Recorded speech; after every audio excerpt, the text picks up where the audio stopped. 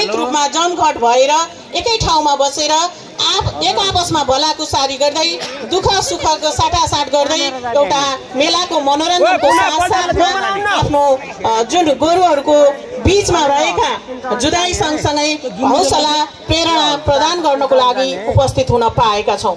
यहाँहरूको हौसला प्रेरणाको कारणले गर्दा नै प्रत्येक वर्ष किसानहरूले गोरु जुधाउनको लागि माघे सङ्क्रान्ति मेलामा जुन महत्त्व माघे सङ्क्रान्ति मेलाको महत्त्व भर्नको लागि जुन हौसला प्राप्त गर्नुभएको छ त्यो साह्रै सराहनीय छ।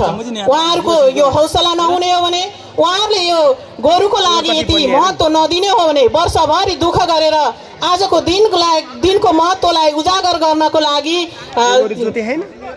प्रेरणा नपाउने हो भने यहाँहरूको उपस्थिति कम हुने हो भने दर्शकहरू किसानको मनोबल घट्दै जान सक्छ। त्यस कारणले गर्दा यहाँ उपस्थित हुने दर्शकहरूको कारणले गर्दा यहाँहरूलाई देखाउनका लागि र तारकेश्वरको पहिचान जोगाउनको लागि हाम्रा किसानहरूले यहाँ गोरु पालेर वर्षभरिको जुन समय लगानी खर्च गरेर आजको दिनको महत्त्वलाई दर्शाउनु भएको छ।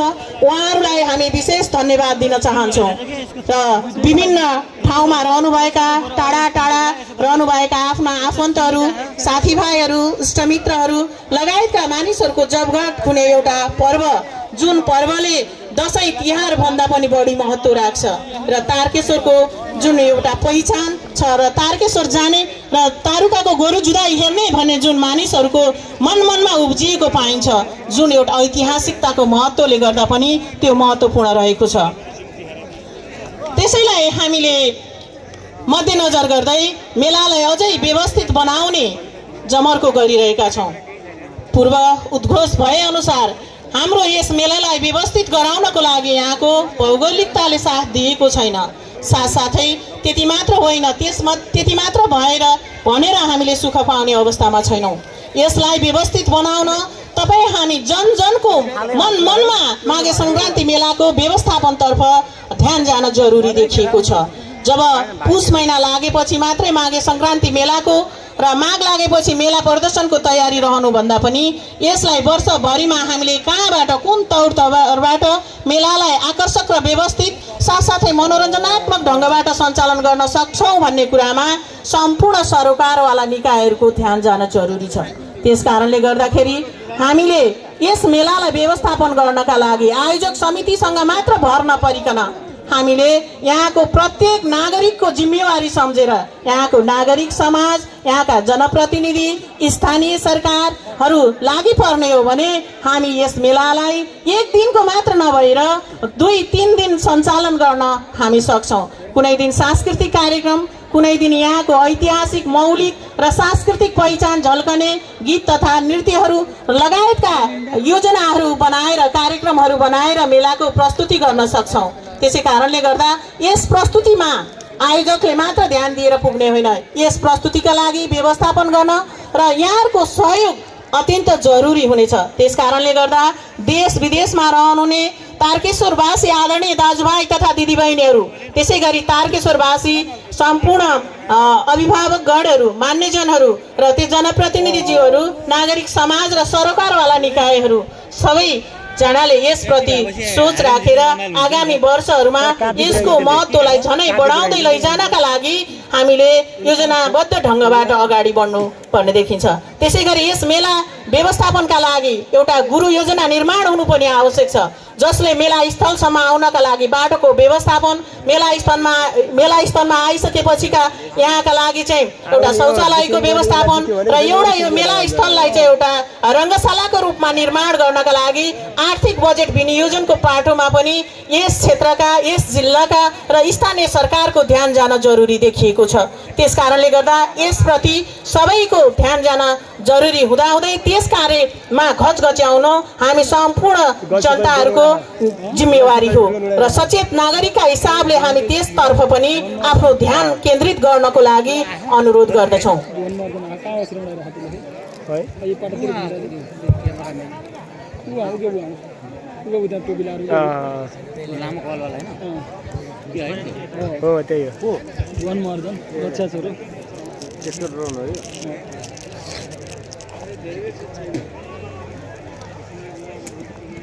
लाइभ चाहिँ कसैले पनि गरेको नै क्या यार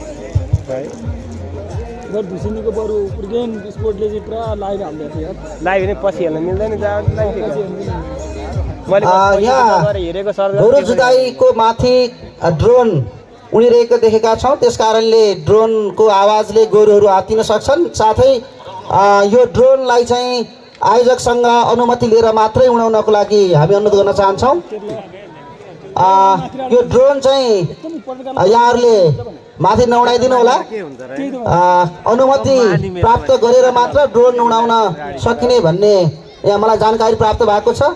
त्यस कारणले जो हुनुहुन्छ उहाँहरूले ड्रोनलाई आफ्नो नियन्त्रणमा लिनु होला।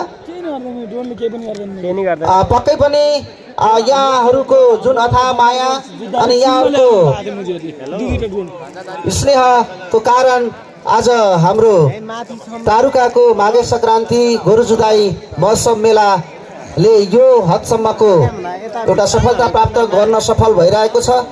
यसको लागि जो दर्शकको रूपमा सहयोग गर्नु भएको छ, जो गोरुधनी किसानहरूले गोरु पालेर मनोरञ्जन प्रदान गर्नको लागि एउटा अथाह योगदान दिइराख्नु भएको छ।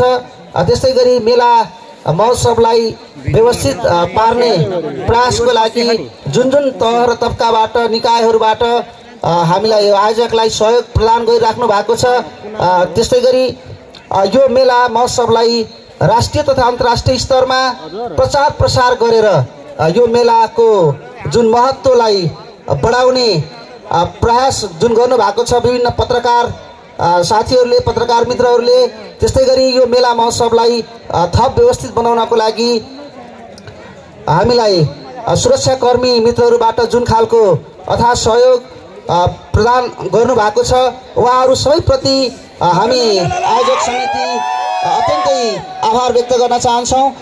आगामी दिनहरूमा पनि यहाँहरूले यो मेला महोत्सवलाई थप प्रोत्साहित बनाउनको लागि र यो मेला महोत्सवलाई थप उत्साहपूर्ण बनाउनको लागि पक्कै पनि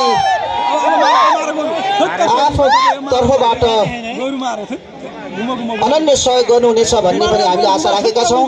गोरुहरू अत्यन्तै घमासान लडाइँ भइरहेको छ। त्यस कारणले दर्शक महानुभावहरू गोरुहरू जुन्ने फिल्डभित्र नजिक नगइदिनु होला। गोरुहरू जुनसुकै समय पनि भाग्न सक्छ। त्यस कारणले गोरु भाग्ने क्रममा हामी घाइते हुन सक्छौँ। त्यसैले गोरुहरू भाग्ने बाटोहरूलाई खुल्ला राखिदिनु हुनको लागि हामी पुनः यहाँहरूमा विनम्र अनुरोध गर्न चाहन्छौँ। गोरुहरू अत्यन्तै रिसाको जोगमा रिसा ढङ्गले जुधिरहेको हामीले देखिरहेका छौँ। कुनै पनि बेला गोरुहरू भाग्न सक्छन्। तसर्थ गोरुहरू भाग्ने बाटोलाई यहाँहरूले खुल्ला राखिदिनु हुनको लागि म हार्दिक अनुरोध गर्न चाहन्छौँ। र हाम्रो यो माघे सङ्क्रान्ति गोरु जुधाइ महोत्सव मेलामा विभिन्न तह र तबकाबाट सहयोग निरन्तर रूपमा गरिराख्नु भएको कुरालाई मैले अघि पनि पूर्वोद्घोष गरिसकेको छु।